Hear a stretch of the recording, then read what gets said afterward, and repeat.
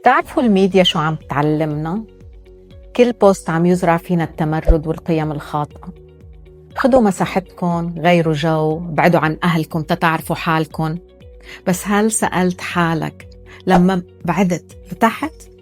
كتير من الشباب اليوم عم بحسوا بالوحدة، الوحدة عم تاكلن. بعد ما سكروا الباب حسوا انه عم بيضيعوا نص حياتهم وما عم بيلاقوا حالهم.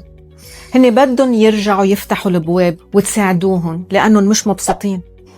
العالم الافتراضي ما رح يكون يعوضن عنكن، صحيح ملجأ لإلن، ولكن عم بيتواصلوا مع أشخاص ومع قصص وستوريات وتيك توك وإنستغرام غير حقيقي، وهيدا الشي عم يزعجن ويخليهم يفوتوا بمشكلات نفسية كتير كبيرة.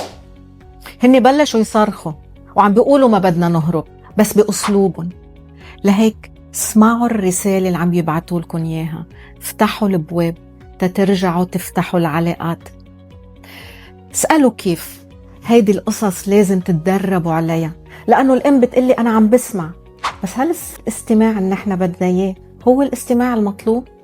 تواصلوا معنا في دورة اليوم خصيصا لكم تتعلموا كيف ترجعوا تفتحوا البواب. علقوا بكلمة دورة ونحن رح نتواصل معكم.